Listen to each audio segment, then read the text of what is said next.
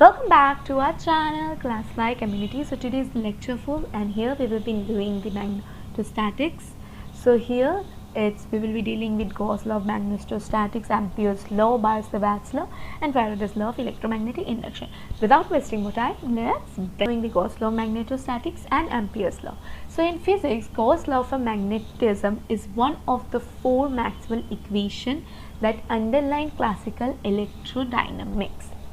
So this Gauss law is one of the 4 Maxwell. There are 4 types of Maxwell equation. One of them is the Gauss law for magnetism that underlines about the classic electrodynamics.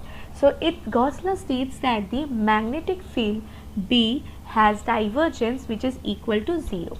It is also stated that the integral around the closed path of the component of the magnetic field tangent to the direction of the path is equal to mu times the current intercepted by the area within the path.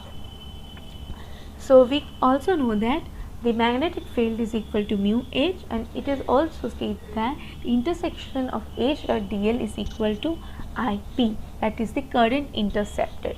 Okay. So now we will see what is Biot-Savart's law. So the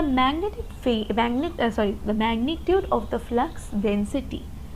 So the magnitude of the flux density of a point due to a current element is directly proportional to the product of the current, the length of the current element dl, and the sine of the angle sine theta between the current element and the position vector to the point from the current element, and it is inversely proportional to the square of the distance between the point and the current element. It says that the magnitude of the flux density. So the magnitude of the flux density at a point due to a current element is directly proportional to the current L. So the current L, it is directly proportional, and the length of the current element, so this is the current element dl, it is a theta which is sine theta between the current element and the position of the vector, and it is inversely proportional to the distance between the point and the current element. Now we have the Faraday's law of electromagnetic induction. The magnitude of the induced EMF in a circuit is equal to the rate of change of flux. So the the magnitude of the induced EMF is always equal to the whatever the change is there in the magnetic flux linking. The induced EMF will be in the direction opposite of the change that causes it.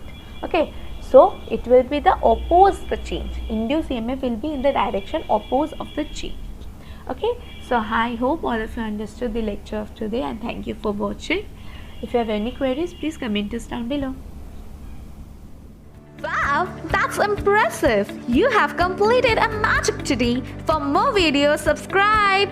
Join our Facebook group and Instagram page for group discussion and live magazine videos for exam preparation in an hour. We start at Classify Community for students to learn from a friend in a simple way and support them in their own languages.